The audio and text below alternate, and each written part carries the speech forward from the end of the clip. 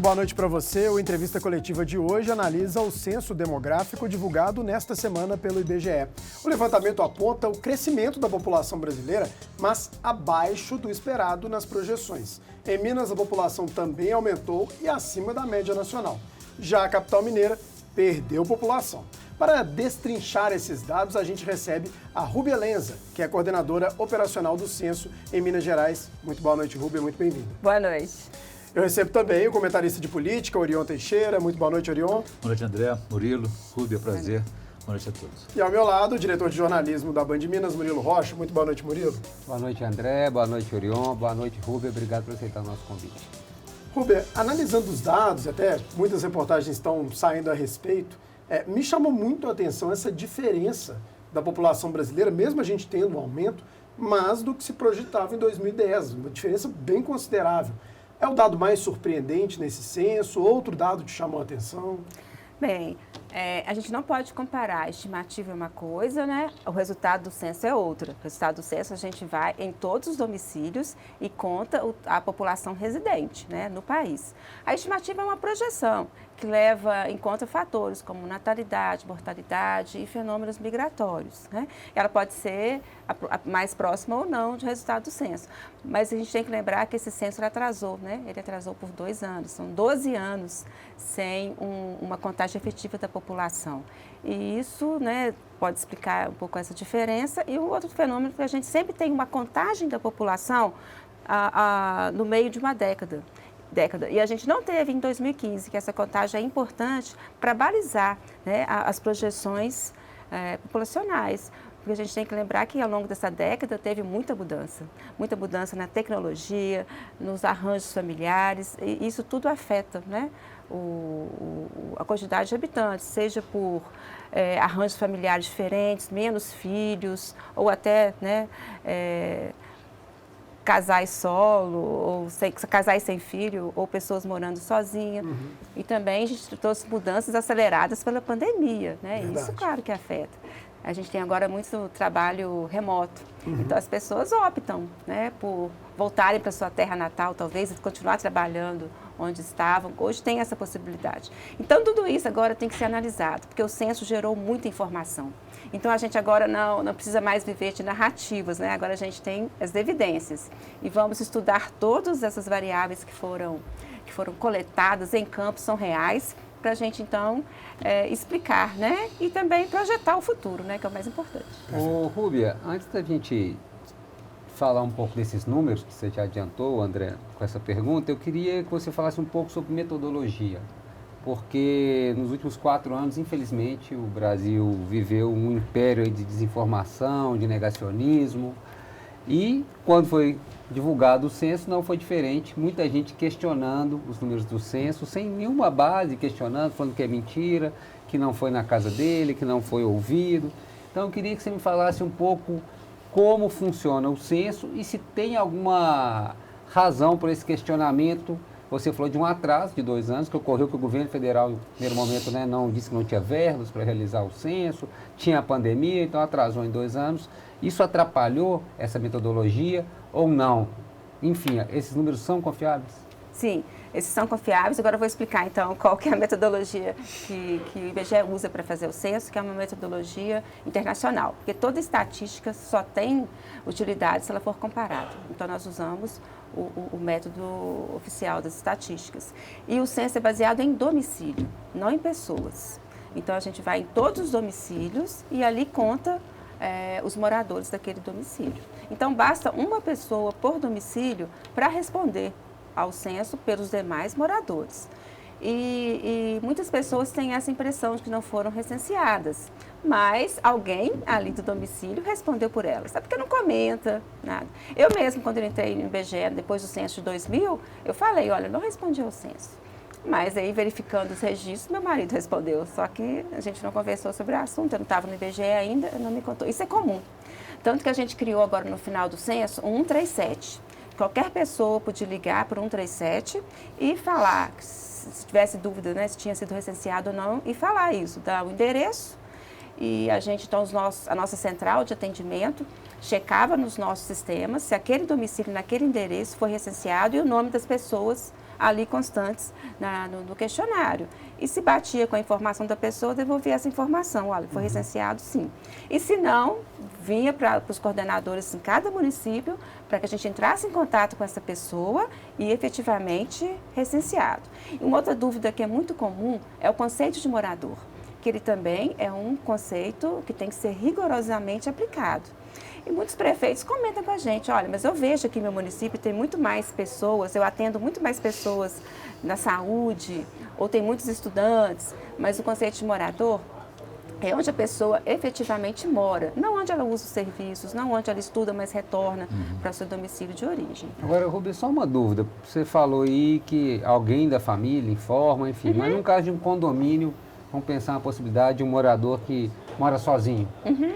E ele não passa o dia ali, ele trabalha durante o horário que o recenseador iria ao prédio. Alguém do prédio pode informar por aquela unidade?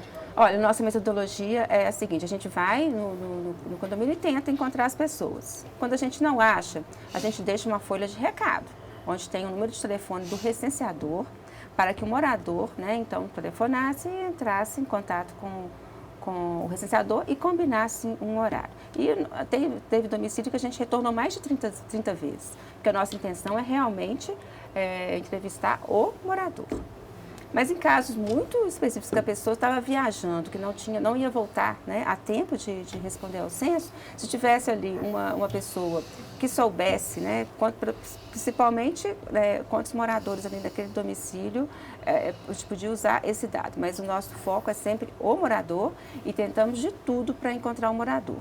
E, inclusive, podia, se ele não, mesmo à distância, né, se ele estivesse viajando, ele podia, então, pelo telefone ali, entrar em contato e a gente fazer a entrevista pelo telefone, ou ele receberia um link e poderia responder o questionário pela internet. Rúbia, hoje, ainda nesse campo da qualidade, da eficiência, né, hoje está muito comum as pessoas contestarem a ciência para desqualificar algum tipo de serviço, como acontece até mesmo na área da pesquisa do IBGE. Vocês têm algum meio que controla essa eficiência, por exemplo, evitar uma omissão, a fraude de algum recenseador? Sim. Todo censo tem seu momento e tem suas qualidades, então a gente não costuma comparar censo. Mas esse censo, o que marcou foi o uso intensivo de tecnologia. Tanto como em 2010 a gente já fez o questionário todo pelo DMC, e esse ano a gente inovou, a gente fez mais. Todo DMC tinha um chip de internet. Então, no momento que o recenseador ia no domicílio, tirava uma coordenada daquele endereço, automaticamente era transmitido para os nossos sistemas e a gente conseguia acompanhar o recenseador em tempo real, né? Acompanhamos todo o trajeto do recenseador e acompanhamos todas as coordenadas. E a gente tinha imagens de satélite de alta resolução. Então, várias camadas dos nossos sistemas gerenciais, né, as plataformas já especializadas, integradas, que a gente conseguia ver as coordenadas e ver se todo o território estava coberto e se o recenseador. Cada recenseador tem um pedaço do município para percorrer, o que a gente chama de setor censitário. Geralmente ali em 250 domicílios. E a gente acompanhava todo o trajeto do recenseador nesse setor. Ele só podia entregar o setor, ou seja, fechar esse setor e pegar um outro setor, depois que a gente já tivesse supervisionado. Tinha agentes de supervisão, né, que supervisionava tanto nos sistemas como em a campo também, vendo se ele fez o percurso correto, fazendo algumas reentrevistas para confirmar se ele realmente usou a metodologia de forma correta. E a gente, então, a gente usou toda essa tecnologia para ver se teve omissão. E a gente usou também cadastros, né, cruzamento de cadastros administrativos. E o mais importante que a gente usou foi o cadastro da ANEEL, de ligação elétrica. Então, nós plotamos também na nossa plataforma os pontos de ligação de energia elétrica e comparamos com os nossos pontos as coordenadas de endereços que foram obtidas pelo recenseador. Se tivesse ali algum local no município que tinha ponto da ANEEL e não tinha nenhum ponto do IBGE ao redor, porque o correto é ter pelo menos um ou mais pontos do IBGE perto de um ponto de energia elétrica. Isso chamava atenção. Imediatamente a gente já acionava o pessoal de campo para retornar lá e verificar. E é muito difícil percorrer os aglomerados subenormais, né, as favelas, pelos becos, né, pela topografia mesmo, né, é difícil percorrer. E a gente usou isso muito. E usamos também guias, né, que sabiam exatamente os domicílios, então isso facilitou. Então, eu posso afirmar que nunca a gente usou tanta tecnologia a gente pode acompanhar tão de perto e em tempo real. Rubem, a gente está falando de um grande raio-x das cidades brasileiras, dos estados, enfim. Qual que é a importância de ter esses dados até para formulação de políticas públicas, tomada de decisões? São dados essenciais, né? Todo gestor público ele não pode tomar nenhuma decisão para ter uma política pública eficiente, utilização de recursos, né? De forma eficiente, sem ter dados, né? Sem se basear em evidências. Por isso que a gente tem que ter o censo, porque é a única pesquisa que vai em todos os municípios e em todos os recortes internos, distritos, subdistritos, bairros, né? No caso de Belo Horizonte, os dados sairão por bairros também e por aglomerados subnormais, além dos outros recortes. Então, é a única pesquisa que vai e realmente anota todas as características da população e dos seus domicílios. E isso é extremamente importante para a formulação de políticas públicas eficazes e para vários outros, né? Por exemplo, na época da pandemia, a gente viu o quanto era importante ter dados ali de faixa etária, da população por município, para a distribuição das vacinas. É importante também, né, para a distribuição do Fundo de Participação dos Municípios e do Estado, representação política, tudo é baseado em dados da população. E o censo é importante para todo mundo. Às vezes era muito difícil ir no condomínio de alto luxo, talvez pela desinformação do que o censo poderia importar para essas pessoas. Importa muito, né? É só com dados, com políticas públicas eficientes que vamos melhorar a segurança, a educação, a própria saúde. É importante também para tomadas de decisão de investimento. A gente vai saber ali naquela região se falta uma escola, se falta um supermercado, o que falta ali. Isso tudo o censo traz. E uma outra informação que é muito importante, que poucas pessoas sabem, né, e a nossa intenção é que seja bastante usada, é que antes do censo, o censo começou 1º de agosto, a coleta. Mas antes de começar a coleta, a gente teve a pesquisa do entorno urbanístico. Os nossos agentes supervisores foram em todas as ruas de todas as cidades, fazendo o questionário do entorno, né? Face a face, e se tivesse canteiro central, também do canteiro central. E anotando informações sobre a arborização nas vias, sobre a existência de boca de lobo, né, de bueiros, de obstáculos na calçada, iluminação pública, se a via ali permitia passagem de ônibus, de caminhão, ou de carro, ou somente de pedestres, se tinha ponto de ônibus sinalizado, ciclovias sinalizadas. Então, são informações importantes para projetos urbanísticos, né? Então, todo prefeito tem que usar muito para saber realmente o que precisa ali fazer em termos urbanísticos. E a própria sociedade, né? É muito importante exercer a cidadania respondendo ao censo e também usando esses dados. Ela pode conhecer ali seus direitos, o que efetivamente tem no seu município e cobrar, né, das autoridades. Agora, Rubem, eu sei que foram divulgados números e a partir de agora que vai se destrinchar, demógrafos, sociólogos, enfim, vão se destrinchar esses dados. Mas o que a gente já pode inferir aí sobre esses números? Vamos pegar aqui o caso de Belo Horizonte, por exemplo, 60 mil moradores a menos, mais ou menos. E o que mais? Assim, a população está mais velha, tem mais gente morando sozinha. Quais são os principais dados de Belo Horizonte que a gente já pode trazer a partir desses números? O que a gente já pode até concluir? Assim? E se era esperado esses números? Sim, o que a gente pode começar, por isso que você falou, né? Realmente agora a gente tem menos moradores por domicílio. Né? Esse arranjo todo familiar aí mudou e ao longo dos meses a gente vai soltar mais informações, né, que vão nos ajudar a entender isso. Mas em 2010, por exemplo, a gente tinha em Belo Horizonte a média de 3,1 morador por domicílio. Isso caiu para 2,6.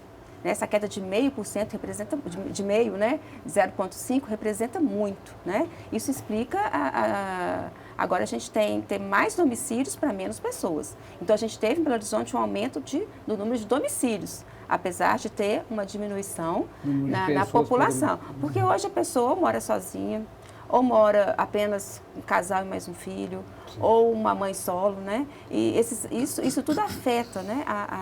E também a gente não pode mais analisar o município isolado. O IBGE formulou agora a área de concentração urbana, que é um arranjo populacional de um ou mais municípios que tem uma forte integração populacional. É ali onde são conurbados, né? As pessoas moram num lugar, trabalham em outro, estudam em outro. Aqui seria Contagem, região metropolitana, né? Belo Horizonte mais 22 sim, municípios vizinhos, né? E a gente vê isso em Belo Horizonte. Belo Horizonte, talvez tenha chegado no seu esgotamento físico, né? É uma extensão territorial pequena, não tem mais onde crescer muito. Então, ocorre o fenômeno que a gente chama de espalhamento do tecido populacional. Essa população, então, vai para os municípios ao redor. E a gente vê um crescimento muito grande de Lagoa Santa, de Nova Lima, de Vespasiano, os outros municípios também grandes aqui ao redor, Contagem, Betim. Né? Isso explica, então, Belo Horizonte diminuiu, mas a gente acredita, a gente vai ter que analisar todas as variáveis que sairão ainda de migração e tudo, mas teve, sim, um espalhamento da população nos municípios vizinhos. Como você falou da importância das informações para as políticas públicas, para tomar as decisões, né? Mas aí, o IBGE trabalhou com estimativa e depois agora trabalhando com os números mais precisos, né? Algumas decisões foram tomadas na fase da expectativa. Por exemplo, a Câmara Municipal de Belo Horizonte aumentou o número de vereadores e esse número não se confirmou. No caso das prefeituras também, muitos iriam perder recursos do Fundo de Participação, que é calculado com base no critério populacional. Havia expectativa de 70, 80 municípios perderem população. Isso se confirmou e essa revisão agora vai ter também que rever essas decisões tomadas anteriormente? Cabe ao IBGE o papel dele, que é contar a população, né? A distribuição dos fundos de participação dos estados e municípios cabe ao TCU, né? Ele usa a população, a contagem que o IBGE faz, né? Então, até acho que foi sancionada recentemente uma lei do Senado para efetivamente isso, por causa reduzir o impacto, né? de alguns municípios, aqui em Minas Gerais foram 45 municípios que caíram de faixa do VFPM, agora eles terão essas perdas, acho que em 10 anos, né? Serão diluídas em 10 anos. Mas cabe ao IBGE contar, a distribuição não cabe ao IBGE. E a mesma coisa na representação política, né? A gente tem o número da população e agora cabe ao Poder Legislativo determinar o número de vereadores, de deputados e... De acordo com esse critério. Exatamente. Vamos fazer o seguinte, vamos fazer uma rápida pausa na entrevista coletiva e a gente volta daqui a pouquinho com mais detalhes do Censo 2022, que foi divulgado nesta semana pelo IBGE. Não saia daí.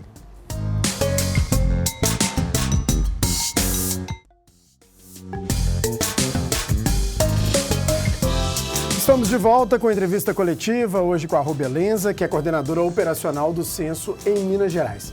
Rubia, um trabalho assim, hercúleo, né? Assim, em todos os domicílios, todos os municípios brasileiros.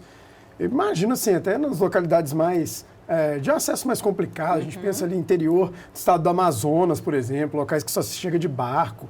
Como é que é fazer um trabalho tão complexo desse? Quais são os principais desafios? O censo, a gente fala do IBGE, que é a maior operação de guerra em tempos de paz que um país pode ter. Sim. É um exército de pessoas, né? Nesse censo foram mais de 130 mil pessoas, apesar da gente precisar de mais, mas o primeiro desafio que a gente enfrentou foi de não conseguir o número total de recenseadores que a gente precisava, né? Não foi possível conseguir esse número, porque a gente tinha acabado de sair de uma pandemia, talvez insegurança, algumas pessoas também, talvez por fake news, estavam preocupadas se poderiam ou não, né, serem recenseadoras sem perder benefícios. Então, a gente teve realmente um número menor de recenseadores do que a gente precisava. Isso explica um pouco o atraso do IBGE. No Brasil como um todo e em Minas Gerais também? Brasil como um todo. Assim, mas foi mais acentuado isso nas regiões economicamente mais fortes, né? Por exemplo, o Nordeste conseguiu, né, um número aproximado do que precisava. Mas já a região Centro-Oeste para baixo, Sul, Sudeste, a gente teve mais dificuldades. Talvez porque as pessoas tivessem, principalmente na nossa região aqui do Triângulo, porque o agro é muito forte, então, né, nessa época empregava muitas pessoas. E isso foi o nosso primeiro desafio, né? A quantidade de pessoas para visitar, a gente visitou cerca de 75 milhões de endereços. Quantos mil recenseadores para fazer um censo aqui em Minas? Aqui em Minas eram 26 mil. E a gente chegou em torno de 40, 60, acho que em alguns municípios 40% a 60%. Mas a gente conseguiu porque essa tecnologia também, ela acelerava um pouco o processo, eles terminavam um município e ajudavam em outros que tinham quantidade menor de recenseadores. Mas realmente tem lugares de difícil acesso, no Amazonas, como você falou. Esse censo foi o primeiro censo que a comunidade indígena foi integralmente recenseada. Olha. Porque em 2010 a gente tinha ainda tribos isoladas que não era permitido se aproximar. Então esse a gente fez um trabalho prévio com a FUNAI, com os órgãos, né, de atendimento, com o Ministério também, e foi possível a gente ir nessas comunidades, fazendo quarentena, tendo todo o cuidado para preservar, né, os indígenas. E a gente foi, a Polícia Rodoviária Federal nos auxiliou, né, os recenseadores chegavam nessas regiões de helicóptero.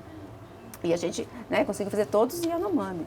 E foi muito importante que essa população toda agora está completamente contada e coletada, assim como os quilombolas também. E os desafios que a gente enfrentou foram inúmeros, né?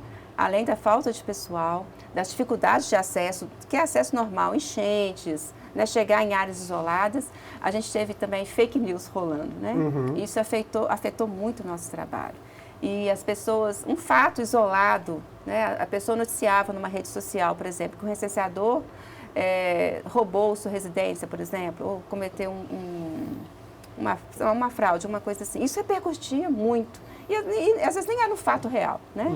E isso atrapalhou. E também, se respondesse ao IBGE, ia perder benefícios do governo, porque ia contabilizar quantos moradores tinham uma residência, que as mães não eram solteiras, enfim. Uma série de notícias que trouxe uma maior resistência à população em nos receber. Estimulou a recusa, né? Exatamente. Agora, e nos condomínios também, né? Insegurança, ou por não saber da importância que o censo tem para todos, né? Como você falou sobre que compete ao IBGE levantar esses números, né? Fazer essa contabilidade populacional. Mas a gente pode analisar também que esses números vão ter influências nessas políticas públicas, enfim, na vida do país. Por exemplo, a questão de menos filhos, será menos gente aí para trabalhar, ao mesmo tempo que mais gente, mais aposentados, né? Longevidade e tudo mais. Isso vai trazer um desequilíbrio nas contas públicas, não? Esses fenômenos, como eu falei, eles vão ter que ser muito bem estudados e todo gestor público tem que estar preparado para enfrentar isso, que é uma tendência, né? A gente sabe que a nossa população está envelhecendo e está envelhecendo em ritmo rápido, né? Daqui a pouco vai soltar os dados também por faixa etária, a gente vai ver, vai confirmar ou não essa tendência, né? Mas a gente acredita que sim, e todo gestor tem que entender que não vai mais haver o crescimento populacional, mesmo municípios que cresceram, não vai crescer o tanto que cresciam nas outras décadas. Esse ano, Uhum. o crescimento, né, anual do Brasil foi 0,5%. Baixo, né? De 2010 foi em torno de 1,17%. Agora, Então, caiu. Essa é a tendência, e todo gestor público tem que realmente se preparar para enfrentar isso. Você falou de um segundo momento, queria que você explicasse isso. Primeiro, o dado foi quantos somos. Isso. Agora vamos para esse quem somos, é isso? O que vem? Quais são as próximas divulgações? Idade? Sim, a gente tem muita coisa para soltar, para analisar e para balizar todo gestor público com dados para tomada de decisão baseada em dados, não em narrativas. O IBGE vai soltar em breve o calendário com tudo isso, né? A data e o tema que será divulgado. Então, nesse primeiro momento, que foi dia 28, né? 28 agora de junho, a gente soltou apenas o total de população por município e domicílios por município. Depois isso vai ser desdobrado em outros recortes, né? Recortes menores, até chegar nas áreas de ponderação, né? E depois vários outros, por faixa etária, vai sair, né? Educação, fecundidade, migração, trabalho, rendimento, deslocamentos, cor e raça, religião, arranjos familiares. Então, são inúmeras informações tudo isso aí que ainda serão. Não, a gente vai ter que esperar o cronograma, mas meses e alguns cruzamentos demoram um pouco mais. E apesar dessa queda na população, dá para identificar onde ela cresceu mais, alguma região, e qual a razão disso? Aqui, sim, né? E a gente tem no Brasil inteiro, a região que mais cresceu foi o Centro-Oeste. É o que é esperado, né? Pelo todo, o que mais, vários fatores influenciam, mas o fator econômico, ele é muito importante. E aqui em Minas Gerais, tem alguma região? Triângulo. Triângulo? Está no Centro-Oeste também. E alguns municípios que a gente teve um crescimento muito grande, como Extrema, lá no sul de Minas, que é uma região muito próxima a São Paulo. Divisa. E muitas empresas de São Paulo migraram para Extrema, talvez por custo-benefício melhor, né? Então, a gente teve, o fator econômico é preponderante. E como exemplo, o Nordeste, né? A gente teve uma diminuição da população. E um fator econômico, provavelmente, depois a gente vai ter que analisar todos os fatores, mas provavelmente é o fator mais forte. Ipatinga, por outro lado, acho que proporcionalmente acho que foi o município mineiro que mais perdeu. O município de Ipatinga diminuiu. Mas quando a gente olha também a área de concentração urbana de Ipatinga, que inclui os municípios vizinhos de Ipatinga, houve um crescimento. É como Belo Horizonte, né? População se espalhando. Isso foi até uma espécie de tendência. Parece que as capitais, de uma maneira geral, elas deram uma diminuída e a região metropolitana, ou as regiões metropolitanas, acabaram ganhando corpo, né? Isso. É esse fenômeno que explica, né? As pessoas usam os serviços das capitais, mas talvez por procurarem melhores condições de vida, moradias mais baratas, outros motivos, migram, né? Mas São Paulo cresceu e cresceu muito, continua crescendo. Mais uma vez, né, fator econômico. E pode-se prever a influência da migração internacional nessa contabilidade? Sim, vai sair esse dado também, a migração internacional, a migração interna e internacional, elas foram coletadas nesse censo e também vai sair informações. E pela sua pergunta, Valadares diminuiu também, e a gente sabe o motivo, né? Muitos imóveis vazios lá, né? Sim. É aquela população que vai, né, para os Estados Unidos. Dá para você ter uma ideia do tamanho do prejuízo, desse atraso no censo que a senhora falou no início? Foram 2 anos, né, a mais sem um censo. E a gente está viveu, né, uma época, então, com menos dados, um apagão, né, de dados. Isso afetou até o esquema de vacinação, porque a gente não tinha certeza. Tinha uma projeção, mas do número efetivo ali da população por faixa etária, que é tão importante para a vacinação. E é isso que agora a gente não tem mais, né? E a gente espera não ter mais atrasos no censo e cumprir toda a nossa missão. Exatamente. Entrevista coletiva está ficando por aqui, a conversa foi rápida, né? O tempo passou rápido. Eu agradeço demais a sua participação, Rúbia. Muitos parabéns aí pelo trabalho. Obrigada. E volte sempre. Muito obrigada. Valeu, Orion. Valeu, boa noite. Obrigado, boa noite. E agradeço a você que nos acompanhou até aqui. Fique agora com o Jornal da Band. Um ótimo final de semana.